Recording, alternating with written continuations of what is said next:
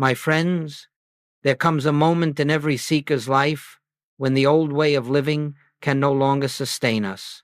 A moment when we discover, often through struggle, that no amount of human planning, no amount of personal effort, no amount of mental striving has given us the peace, the harmony, or the fulfillment we have been seeking. And so we arrive here not by accident, not by chance, but by an inner impulse, an impulse of the Spirit itself drawing us to a deeper truth. You see, the great turning point of the spiritual life is not the moment we decide to become better people, nor the moment we adopt new practices, nor even the moment we dedicate ourselves to prayer. The true turning point comes when we awaken to the startling realization that we have been trying to live life through a self that was never equipped to live it. The personal sense of self, that little me that worries, fears, plans, controls, has tried to carry the entire burden of existence upon its shoulders. And because it is limited, because it is finite, because it was never the source of life, it has inevitably come to exhaustion. Now I want you to hear this clearly, because the world has missed it. The spiritual path does not begin when you try harder. It begins when you can no longer continue as you have been. It begins when you realize that there is a presence within you that has been waiting patiently, silently, lovingly for you to step aside. A presence that does not need your strength, that does not require your intelligence, that does not depend upon your human understanding. A presence that is the very life of God, the very life of Christ, expressing itself as your consciousness.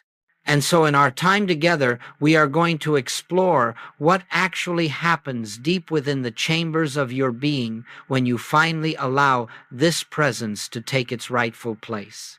When you cease living from the personal mind and begin living from the Christ mind, when you stop striving to make life work and begin resting in the life that already is.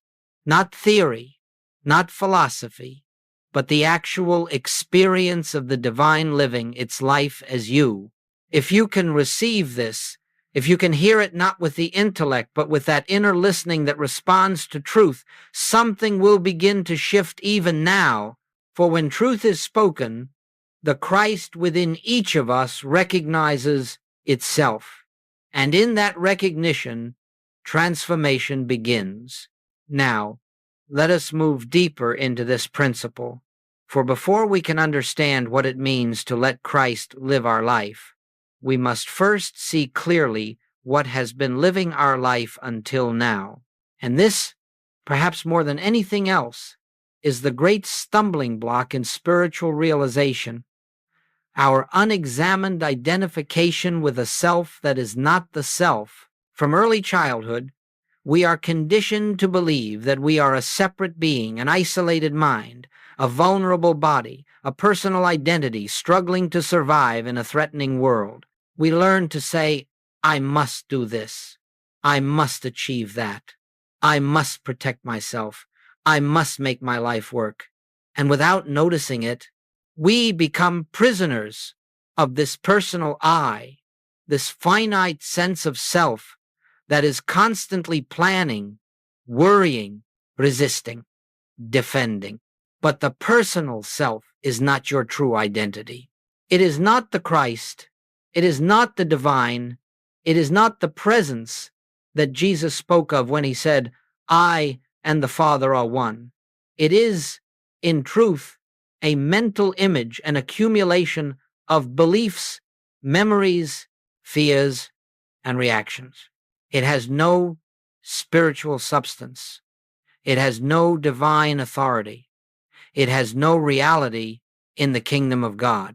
And yet, this is the self we have been living from. This is the self we ask to solve our problems. This is the self we expect to guide us, protect us, heal us, and supply us. And then we wonder why life feels heavy, why fear clings to us, why peace eludes us. We wonder why our prayers seem unanswered, why our spiritual efforts bear so little fruit. The answer is astonishingly simple. We have been attempting to live life through a self that is not alive in God. The separate self has no access to the infinite because it is built upon the belief in separation. The personal mind cannot touch the divine because it is formed out of the very belief that the divine is somewhere else. So listen carefully. All fear arises from the illusion of separation. All lack arises from the illusion of separation.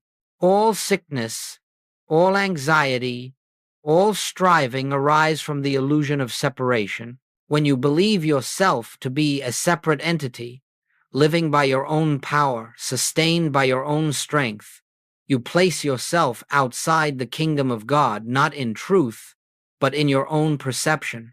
And from that moment on, life becomes a struggle, because the self you are living from is disconnected from the source of life. But the miracle is this: the separate self is not something you must conquer or improve. It is something you need only see through.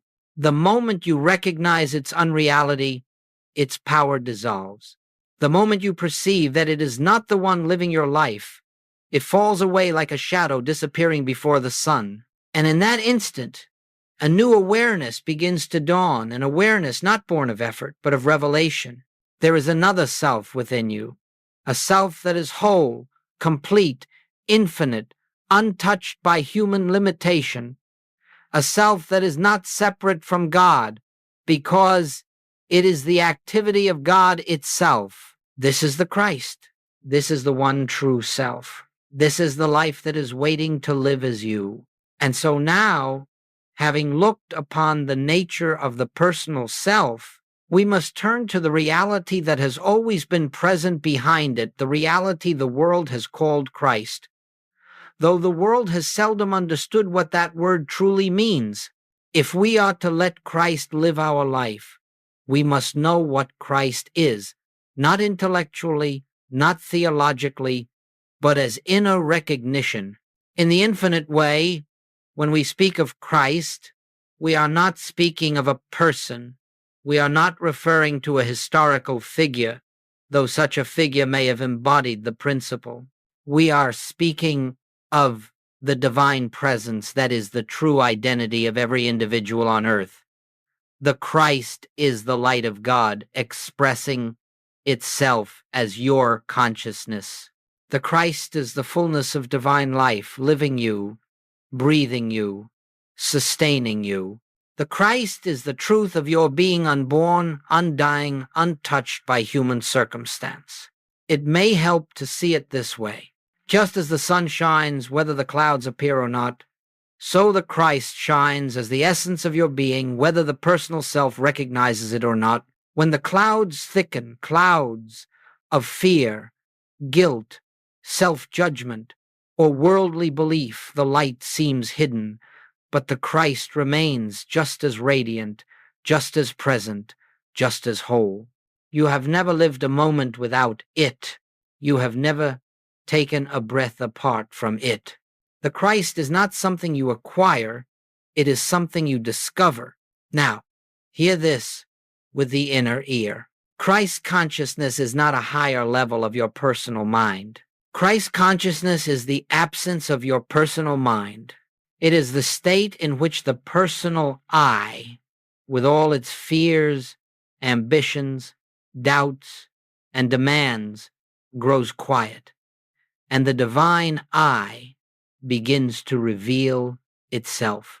Christ consciousness is the recognition that the life you have been calling your life is not yours at all, but God's life expressing itself as your individuality. It is the dawning realization that you are not a human being seeking God. You are God appearing as a human being, momentarily unaware of your origin. And the moment awareness returns, the moment you touch even a whisper of this truth, something shifts. You begin to sense a presence within you that is not limited, not frightened, not striving. This presence does not reason. It does not fear. It does not struggle. It does not pray to God.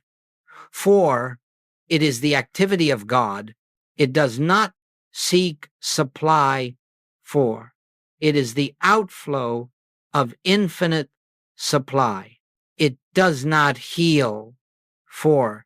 It is the wholeness that reveals the unreality of disease. When you touch this presence, even briefly, life begins to reorient itself. The mind grows quieter. The heart feels lighter. You no longer feel alone in the universe. You no longer feel responsible for the entire burden of existence. You begin to sense that there is a divine rhythm, subtle, gentle, but unmistakable, moving your life forward with infinite intelligence. And the most important truth of all is this Christ, this presence, this divine consciousness is not waiting to enter your life. It is waiting to be recognized. It is the reality that has been living you from the beginning, but the personal self has stood in front of it like a curtain blocking the sunlight. Pull back the curtain, and you discover that the light was there all along. So when we speak of letting Christ live your life, we are speaking of removing nothing and adding nothing. We are speaking of a shift from illusion to truth, from separation to oneness, from personal effort to divine expression. We are speaking of the revelation of what you have always been. Now, having glimpsed the nature of the Christ within, we come to one of the most sacred moments in the entire spiritual journey, the moment of surrender. Not the surrender the world imagines, not defeat, not resignation, not the giving up of hope. No, the surrender we speak of in mystical practice is entirely different. It is the quiet realization that the personal self has no role in the divine life that is unfolding as you. There comes a time, perhaps you have already felt it, when all the effort, all the struggle, all the attempts to improve, correct, or control your experience reach their limit. You discover that no matter how sincere your striving has been, it has not opened the gate to peace. And in the exhaustion of that striving, something holy begins to take place, a softening, a release, a willingness to stop leaning on your own understanding. This is the moment when the inner voice whispers, "I cannot do this anymore." And far from being a failure, that whisper is the beginning of grace. For in that very admission, you cease trying to live life according to the laws of the personal mind, and you enter the atmosphere where the Christ can reveal itself. You see, the personal self tries to make things happen. The Christ allows things to unfold. The personal self reacts to conditions. The Christ stands still in the presence of conditions. The personal self fears the future. The Christ lives in eternal now. The personal self seeks protection. The Christ is protection. When you come to the end of the personal self, when it can no longer carry the burden, you are not falling into emptiness. You are falling into God. You are falling into the arms of the presence that has been carrying you since before you drew your first breath. And what makes this surrender sacred is that it is not something you perform. It is something that happens to you. It is not something you force. It is something you allow. This surrender may come as a deep breath that loosens the chest. It may come as a moment of stillness in the midst of panic. It may come as a sudden recognition, I don't have to figure this out. It may come as an inner voice saying, be still and know, but however it comes, it always carries the same fragrance, the fragrance of rest. Not the rest of inactivity, but the rest of trust. Not the rest of escape, but the rest of realization. The rest that comes when the false sense of self yields and the true self begins to shine through. And let us understand this clearly. Christ does not enter your life because you surrender. Christ is revealed because surrender removes the veil. Christ has been living your life all along, but the personal sense of self has been pretending otherwise. The moment you stop trying to live life through the personal mind, a subtle, quiet presence begins to emerge. You feel guided without thinking. You feel supported without asking. You feel carried without effort. You begin to sense that something within you, yet greater than you, has taken over the activity of your life. This is the first taste of letting Christ live your life. This is the beginning of the inner shift. This is the dawn that precedes the full light of realization. And now, my friends, we enter the sacred territory where the spiritual life ceases to be theory and becomes experience. For when the personal sense of self grows quiet, when the mind relaxes its desperate grip upon life, something begins to take place within you, something subtle, yet unmistakably real. It is the dawning of a new state of consciousness, the emergence of the Christ that has always been the truth of your being. This shift does not announce itself with fanfare. It does not come with lightning or excitement. It comes gently, so gently that the personal mind almost misses it. In fact, it is often recognized only in hindsight when you look back and realize that something in you has changed, though nothing external seemed to bring about that change. The first sign is often a deep, unexplainable stillness. Not the stillness of inactivity, but the stillness of an inner atmosphere, quiet, spacious, luminous, a sense that something within you has stopped struggling. You may still have the same circumstances, the same challenges, the same responsibilities, but they no longer feel as heavy, as urgent, as threatening. Something within you has shifted from reaction to recognition. Then there arises a second sign, a clarity that does not come from thinking. You find that guidance emerges of itself. You know what to do without effort. You respond without premeditation. You speak words you did not plan. You take steps you did not analyze. And afterward, looking back, you say, I did not think of that. It was given. This is the activity of Christ in you, the divine intelligence, expressing itself without the interference of the personal mind. A third sign appears in the form of effortless right action. Actions unfold without strain. Tasks you once resisted become smooth. Decisions that once paralyzed you become simple. This does not mean that life becomes free of events. It means that the events no longer dominate your inner equilibrium. There is a divine rhythm moving through your affairs, and you feel yourself carried by it. Then, without your trying, without your affirming, without your visualizing, there begins to emerge a loosening of fear, not because the circumstances have changed, but because something within you knows with quiet certainty that you are not living by your own power. Fear loses its foundation when the sense of separation dissolves. The Christ, being infinite presence, has no fear, and when Christ is allowed to live your life, fear fades like a shadow retreating before the morning light. And one day, you become aware of something even more subtle, a feeling that you are not the one doing the living. You are watching life unfold, watching the actions take place, watching the words form, watching the path open before you, and yet you know that these are not the products of personal striving. They are the expressions of a deeper self. This is the inner shift. This is the beginning of the life lived by the Spirit. This is what takes place when the Christ begins to assume its rightful place as the life, the mind, the activity of your being. You do not make this shift happen. You do not earn it.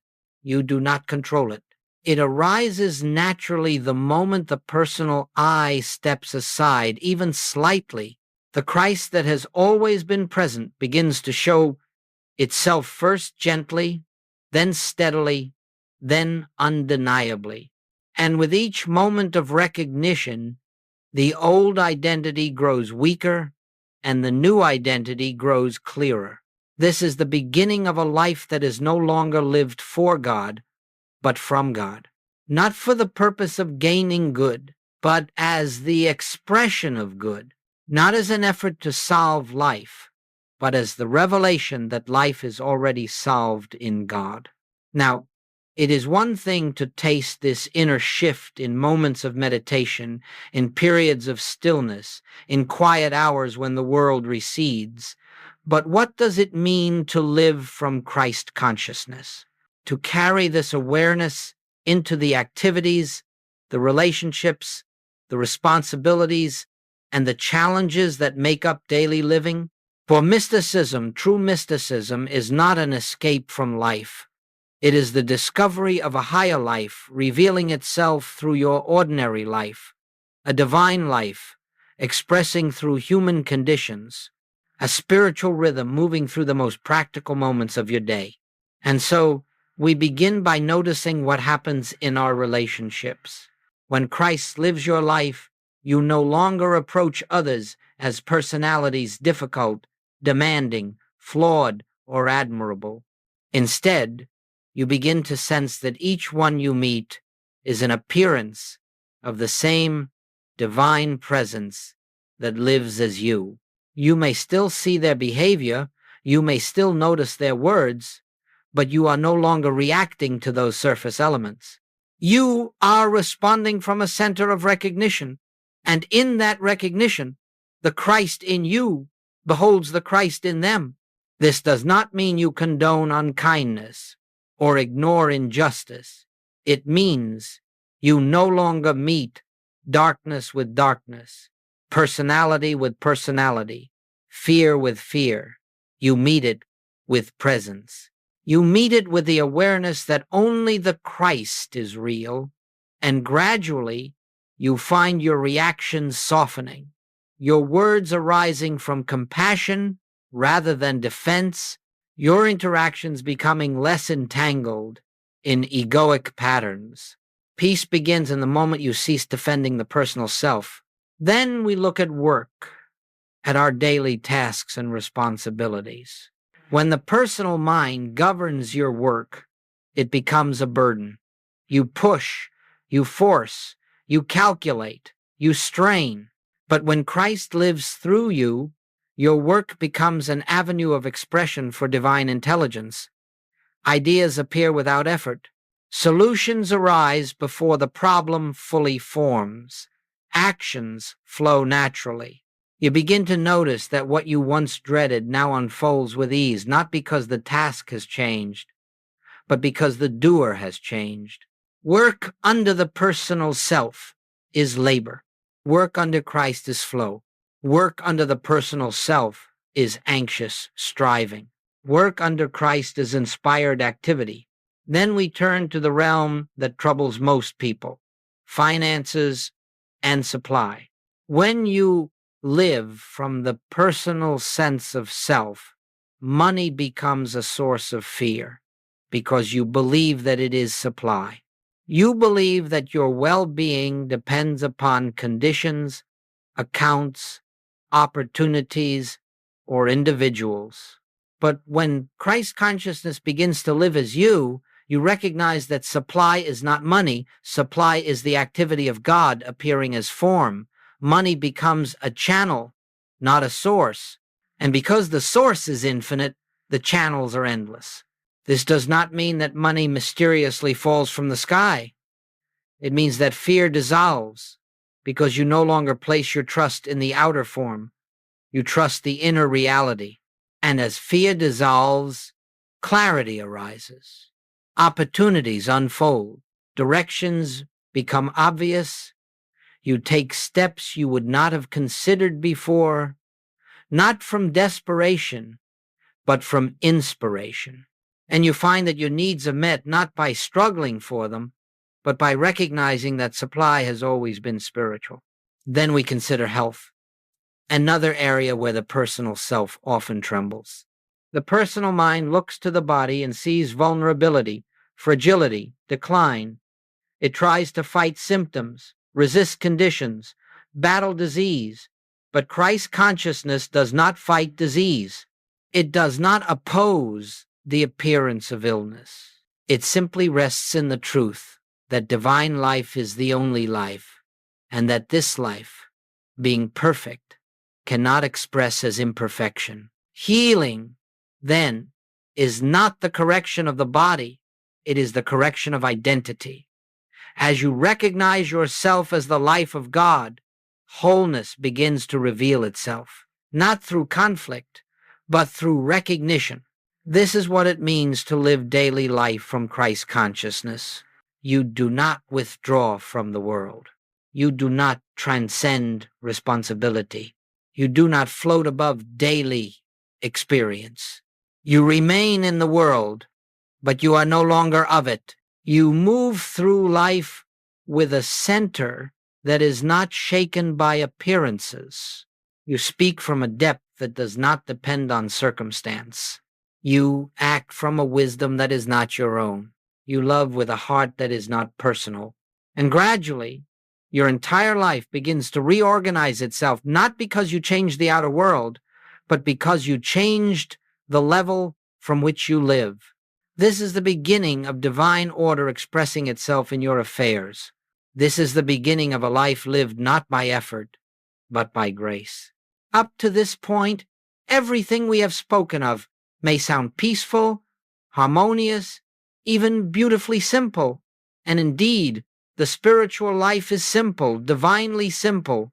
But simplicity does not mean the personal mind will surrender without resistance. In fact, the moment you begin to shift your identity from the personal self to the Christ within, you will encounter certain misunderstandings, certain doubts, certain subtle forms of resistance that must be understood, not fought, not feared, but recognized for what they are. Let us speak first of impatience. The personal self has been conditioned for results. It lives by cause and effect. It measures, it judges, it evaluates progress. And so when you begin to walk the spiritual path, that same tendency quietly enters your practice. You find yourself thinking, I have been seeking the presence for days, weeks. Why has nothing changed yet? But you see, the very question reveals the old consciousness at work. Christ does not come because you practice. Christ is revealed because the personal sense of self relaxes, and that relaxation cannot be hurried. It unfolds according to grace, not impatience. Then there is the desire to use Christ consciousness for personal gain. This is subtle. Perhaps you say, now that I know the truth, I will use it to heal this condition, to attract this supply, to resolve this problem. But the moment you attempt to use the Christ for a personal purpose, you have returned to the personal self, for the Christ has no personal purpose. The Christ is the presence of God, and God does not serve human will. Truth cannot be used. Truth can only be yielded to. So long as you try to make God act, you are still outside of the kingdom of God. Another resistance is doubt, especially when outer appearances seem unchanged. The personal mind looks at the world and says, if nothing has improved, nothing spiritual is happening. But remember, appearances are the last to change. Consciousness changes first, silently, invisibly, often without any emotional fireworks. When a seed is planted, nothing appears above the soil for some time, yet beneath the ground, life is already stirring. So it is with spiritual realization. The Christ often works in depths your mind cannot perceive, preparing the outer world for a shift that may seem sudden but is the result of inner transformation long underway. There is also the temptation to fall back into effort, especially when life becomes challenging. You begin to feel the pressure of circumstances, and without noticing, you slip into the old patterns, trying to fix, trying to plan, trying to force, trying to control. But this is the moment when you must be most watchful, most gentle with yourself, not scolding the mind, not condemning yourself for slipping, but simply returning quietly, humbly, to the awareness that Christ is living the life, not you. And perhaps the greatest resistance of all is the belief that you are unworthy. Many a sincere seeker says, "Surely this truth is for the advanced, the holy, the chosen. Surely I cannot expect such grace." But this thought is the final veil of the personal self, for the Christ in you has no sense of unworthiness. The Christ does not look at your past, your mistakes, your human frailties. The Christ knows only one thing: I and the Father are one. And when you hear that, even faintly, even for a moment, you are already beginning to transcend the old identity. The key is always the same. Do not fight the resistance. Do not argue with the mind. Do not attempt to conquer doubt or impatience or fear. Simply recognize them as movements of the personal self and let them pass. Return gently and again to the awareness that there is a presence within you greater than the mind, a presence that does not resist, does not fear, does not demand, a presence that knows how to live your life because it is your life. When resistance arises, it is not a sign of failure. It is the sign that the personal self senses its dissolution and clings to what is familiar, but it cannot endure. The light of Christ inevitably dissolves every shadow. And now we come to the heart of the mystical life, the summit toward which every step of the spiritual path has been leading. For all the practices, all the recognitions, all the moments of surrender are preparing you for one great realization. The realization expressed in the words, "I live, yet not I. Christ liveth my life." These words, spoken by Paul, repeated by mystics across centuries, are not poetry. They are not metaphor. They are the literal description of what takes place when the false sense of self dissolves and the true self begins to shine unobstructed. You see, the personal I is never truly alive. It is a shadow, a concept, a bundle of conditioned thoughts. It cannot live because it has no life in it. But the Christ, the presence of God individualized as you, is life. And when the personal self yields, even for a moment, you begin to experience something astonishing. Life begins to live itself. Actions take place, words are spoken, steps are taken without the weight of self-consciousness, without the strain of personal will, without the burden of seeking results. The first time this happens, you may not even notice it. Perhaps you find yourself responding with kindness in a moment when the old self would have reacted with irritation. Perhaps you speak words of clarity that surprise even you. Perhaps you take an action that feels effortless, inevitable, guided. And afterward, you realize, I did not do that. Something moved through me. That something is not foreign to you. It is your very self, your divine self, finally unobstructed by the noise of the personal mind. As this realization deepens, life begins to reorganize itself. You discover that inspiration comes before thought. Guidance arises before planning. Harmony appears before effort. And outcomes unfold without anxiety. This is not passivity. It is participation in a higher order of life. This is not the abdication of responsibility. It is the discovery of the true source of responsibility. This is not the loss of individuality. It is the unveiling of divine individuality. For when the Christ lives your life, something profound occurs. You no longer experience yourself as the center of existence. You experience God as the center and yourself as the expression of that center. You cannot explain this to the intellect. You cannot analyze it or pin it down. It is as if an inner door opens, and instead of you living your life, life, capital L, begins to flow through your being like a river, moving through an unobstructed channel. You wake in the morning not with dread or duty, but with a quiet expectancy. What is the Father expressing today? You speak not to be understood or approved, but because the words arise naturally. You act not out of compulsion or pressure, but because the next step reveals itself effortlessly. And perhaps the most beautiful sign of this realization is the disappearance of fear, not because you are protected from harm, but because the one who feared no longer claims identity. Fear belongs only to the personal sense of self. The Christ has no fear, for it knows nothing exists outside of its own infinite presence.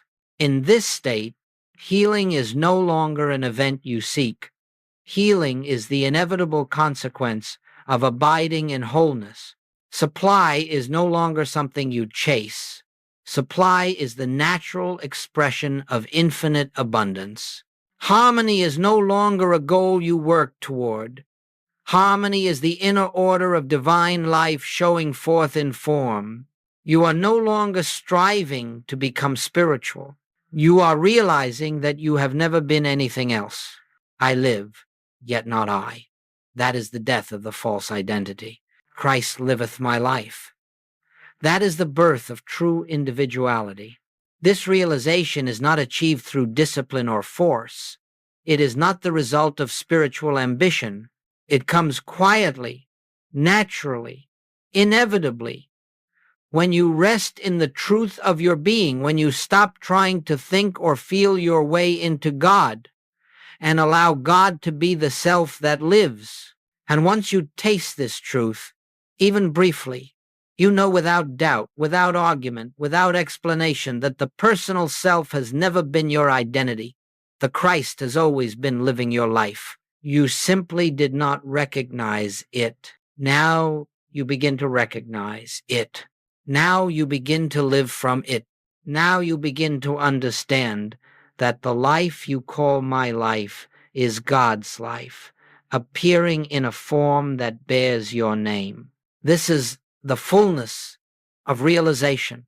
And so, my friends, we come to the close of this particular message, though in truth there is no close, for the spiritual life has no beginning and no ending. It is the continuous unfolding of divine consciousness, the eternal revelation of the Christ within. What we have spoken of today is not something to be remembered, nor something to be practiced as a human being attempts a technique. It is something to be recognized quietly, gently, faithfully, in the depths of your own being. Everything you have ever sought, peace, supply, harmony, health, purpose, has been hidden only by one illusion, the belief that you were the one living your life. When that belief dissolves, even a little, the presence takes its rightful place. Not as an addition to your life, not as a helper alongside your efforts, but as the very life itself. The Christ is not someone you invite, it is the reality you uncover. If there is one practice I would leave you with, it is simply this. Before you begin your day, before you check your phone, before you consider your tasks or responsibilities, take a moment, just a moment, and turn within. Not to think something, not to repeat something, simply to acknowledge, Father, you are the life that is living me. Or if those words resonate differently for you, Christ is the only self I am. This recognition does not need force. It does not need belief. It requires only sincerity. One sincere moment of recognition carries more transformative power than hours of mechanical meditation. For when you acknowledge the presence, even briefly, you loosen the grip of the personal sense of self. You create an opening through which the Christ expresses itself more freely. Throughout the day, return again and again, not as a discipline, but as a remembering, a brief pause, a quiet breath, a gentle inner turning, just enough to recall that you are not the doer, not the thinker, not the one upholding your existence. You are the instrument through which the divine is expressing its infinite activity, and in time, without your effort, without your will, without your strain, you will discover that life has become different, not because circumstances have dramatically changed, but because you have changed. Your center has shifted from the personal to the universal. The false I has grown quieter. The true I, the Christ, has begun to take its rightful place. This is the grace of the spiritual path. This is the fruit of recognition, not the remaking of your life, but the revelation of your life as it truly is. God in expression, God as your consciousness, God as your being. May you come to see that the kingdom you have been seeking is already within you. May you feel the presence going before you, making the crooked places straight. May you rest in the assurance that the life you call mine is the infinite life of God. And may the Christ, the living presence within you, reveal itself more fully each day until you can say with complete inner certainty, I live, yet not I. Christ liveth my life.